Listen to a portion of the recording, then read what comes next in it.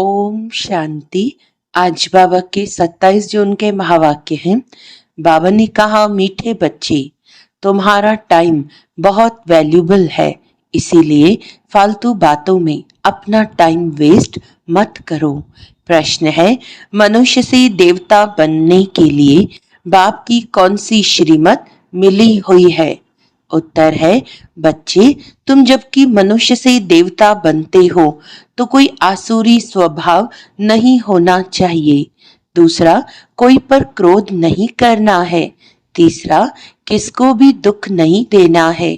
चौथा, कोई भी फालतू बातें कान से नहीं सुननी है। बाप की श्रीमत है, here no evil. Om Shanti. तुम बच्चों का बैठना सिंपल है, कहाँ भी बैठ सकते हो, चाहे जंगल में बैठो, पहाड़ी पर बैठो, घर में बैठो या कुटिया में बैठो, कहाँ भी बैठ सकते हो।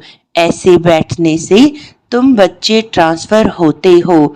तुम बच्चे जानते हो, अभी हम मनुष्य भविष्य के लिए देवता बन रहे हैं। हम कांटों से फूल बन रहे हैं। बाबा बागवान भी है, माली भी है। हम बाप को याद करने से और 84 का चक्र फिराने से ट्रांसफर हो रहे हैं। यहाँ बैठो, चाहे कहाँ भी बैठो, तुम ट्रांसफर होते होते मनुष्य से देवता बनते जाते हो।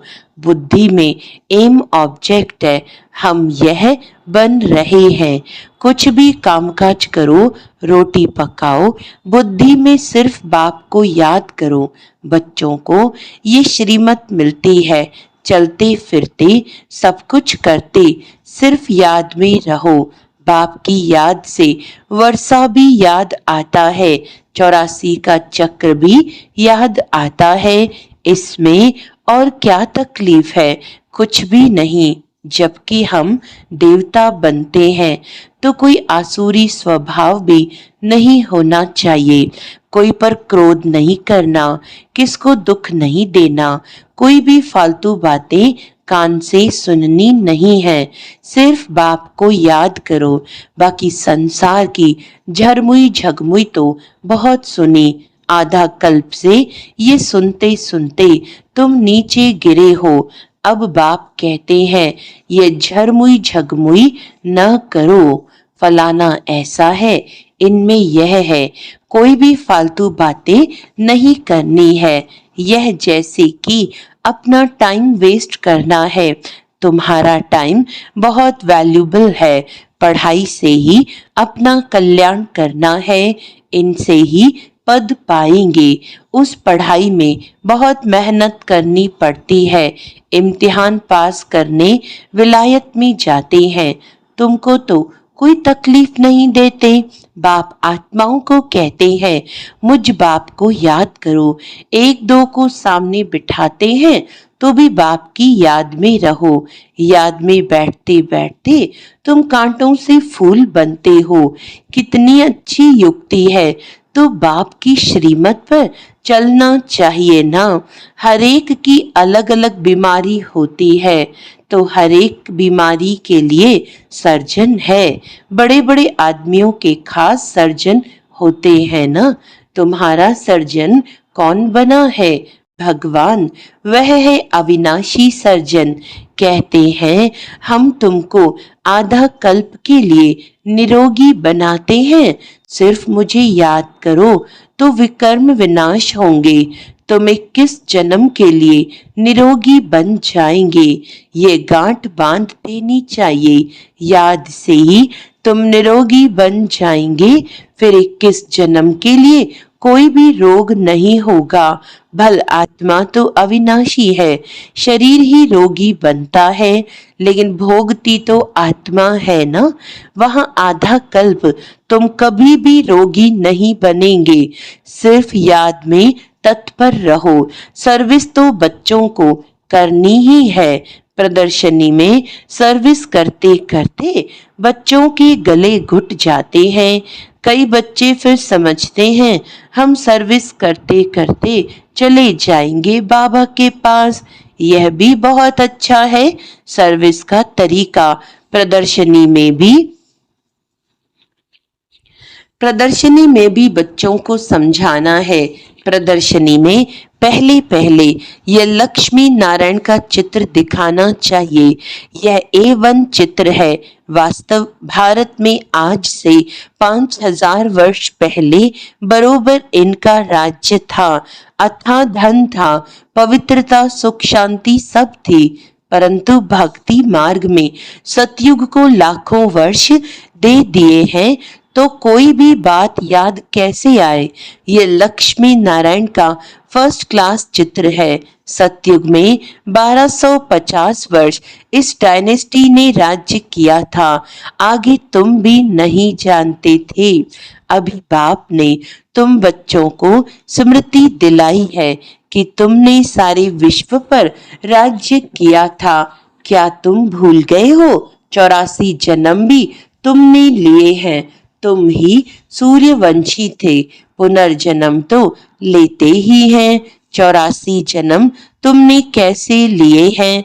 यह बड़ी सिंपल बात है समझने की। नीचे उतरते आए। अब फिर बाप चढ़ती कला में ले जाते हैं। गाते भी हैं, चढ़ती कला तेरे भाने सबका भला। फिर शंख आदि बजाते हैं। अब तुम बच्चे जानते हो हाहाकार होगा। पाकिस्तान में देखो क्या हो गया था। सबके मुख से यही निकलता था, हे भगवान, हाय राम, अब क्या होगा। अब ये विनाश तो बहुत बड़ा है। पीछे फिर जय जयकार होनी है। बाप बच्चों को समझाते हैं, इस बेहद की दुनिया का अब विनाश होना है। बेहद का बाप बेहद का ज्ञान तुमको सुनाते हैं। हद की बातें हिस्ट्री ज्योग्राफी तो सुनते आए हो। ये किसको भी पता नहीं था कि लक्ष्मी नारायण ने राज्य कैसे किया। इन्हों की हिस्ट्री ज्योग्राफी कोई भी नहीं जानते। तुम अच्छी रीति जानते हो। इतने जन्म राज्य किया, फिर यह धर्म होते हैं। इनको कहा जाता है स्पिरिचुअल नॉलेज, जो स्पिरिचुअल फादर बच्चों को बैठ देते हैं। वहां तुम मनुष्य मनुष्य को पढ़ाते हैं। यहाँ हम आत्माओं को परमात्मा आप समान बना रहे हैं। टीचर जरूर आप समान बनाएंगे। बाप कहते हैं, मैं तुमको अपने से भी ऊंच डबल सिरताज बनाता हूँ। लाइट का ताज मिलता है याद से, और 84 के चक्र को जानने से तुम चक्रवर्ती बनते हो। अभी तुम बच्चों को कर्म अकर्म विकर्म की गति भी समझाई है। सतयुग में कर्म अकर्म होता है। रावण राज्य में ही कर्म विकर्म होता है। सीढ़ी उतरते आते हैं। कला कम होते होते उतरना ही है। कितना छीछी बन जाते हैं। फिर बाप आकर भक्तों को फल देते हैं। दुनिया में भक्त तो सब हैं। सतयुग में भक्त कोई होता नहीं। भक्ति कल्ट यहाँ है। वहां तो ज्ञान की प्रारब्ध होती है। अभी तुम जानते हो हम बाप से बेहद की प्रारब्ध ले रहे हैं। कोई को भी पहले पहले इस लक्ष्मी नारायण के चित्र पर समझाओ। आज से 5000 वर्ष पहले इनका राज्य था। विश्व में सुख शांति पवित्रता सब थी और कोई धर्म नहीं था। इस समय तो अनेक धर्म हैं। वह पहले धर्म है नहीं, फिर इस धर्म को आना है जरूर। अब बाप कितना प्यार से पढ़ाते हैं। कोई लड़ाई की बात नहीं। बेगर लाइफ है, पराया राज्य है, अपना सब कुछ गुप्त है। बाबा भी गुप्त आया हुआ है। आत्माओं को बैठ समझाते हैं। आत्मा ही सब कुछ करती है, शरीर द्वारा पार्ट बजाती है। वह अभी देह अभिमान में आई है। अब बाप कहते हैं, देही अभिमानी बनो।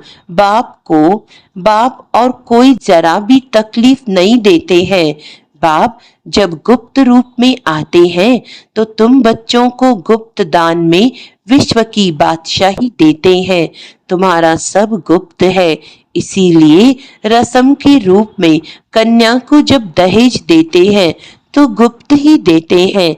वास्तव में गाया जाता है, गुप्त दान महापुण्य। दो चार को मालूम पड़ा तो वे ताकत कम हो जाती है। बाप कहते, बच्चे तुम प्रदर्शनी में पहले पहले इस लक्ष्मी नारायण के चित्र पर सबको समझाओ। तुम चाहते हो ना विश्व में शांति हो, परंतु वह कब थी ये किसकी बुद्धि में नहीं है। अभी तुम जानते हो सतयुग में पवित्रता सुख शांति सब थी, याद भी करते हैं। फलाना स्वर्गवासी हुआ, समझते कुछ नहीं, जिसको जो आया कह देते, अर्थ कुछ नहीं। यह है ड्रामा। मीठे मीठे बच्चों को बुद्धि में ज्ञान है कि हम 84 का चक्र लगाते हैं। अभी बाप आए हैं पतित दुनिया से पावन दुनिया में ले जाने।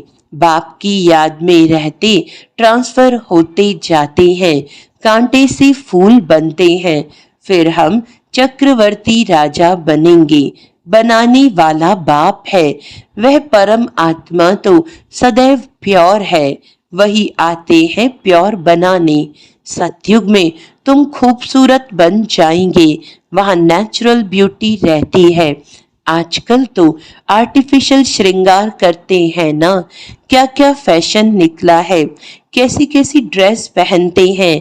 आगे फीमेल्स बहुत पर्दे में रहती थी कि कोई की नजर ना पड़े, अभी तो और ही खुला कर दिया है, तो जहां तहां गंद बढ़ गया है। बाप कहते हैं, हियर नो इविल। राजा में पावर रहती है, ईश्वर अर्थ दान करते हैं तो उसमें पावर रहती है। यहाँ तो कोई में पावर है नहीं, जिसको जो आया करते रहते हैं।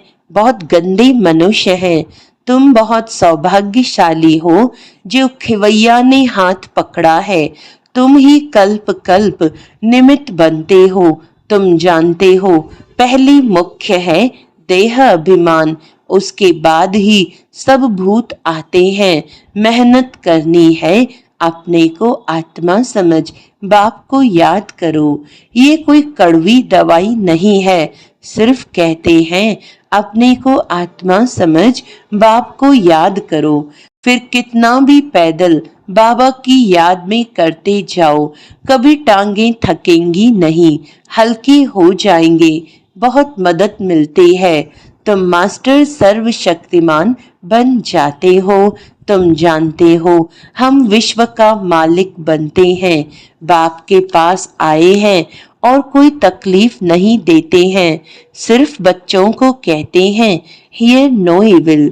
जो सर्विसेबल बच्चे हैं उनके मुख से तो सदैव ज्ञान रतन ही निकलेंगे। ज्ञान की बातों के सिवाय और कोई बात मुख से नहीं निकल सकती। तुम्हें वाहियात झरमुई झगमुई की बातें कभी नहीं सुननी है। सर्विस करने वालों के मुख से सदैव रतन ही निकलते हैं। ज्ञान की बातों के सिवाय बाकी है पत्थर मारना। पत्थर नहीं मारते तो जरूर ज्ञान देते हैं, या पत्थर मारेंगे या अविनाशी ज्ञान रतन देंगे जिसकी वैल्यू कथन नहीं कर सकते। बाप आकर अभी तुमको ज्ञान रतन देते हैं। बच्चे जानते हैं बाबा बहुत बहुत मीठा है, आधा कल्प गाते आते हैं तुम मात पिता, परंतु अर्थ कुछ भी नहीं समझते थे। तोते मिसल सिर्फ गाते रहते थे। तुम बच्चों को कितनी खुशी होनी चाहिए। बाबा हमको बेहद का वर्षा विश्व की बादशाही देते हैं। 5000 वर्ष पहले हम विश्व के मालिक थे, अभी नहीं हैं, फिर बनेंगे। शिव बाबा ब्रह्मा द्वारा वर्षा देते हैं।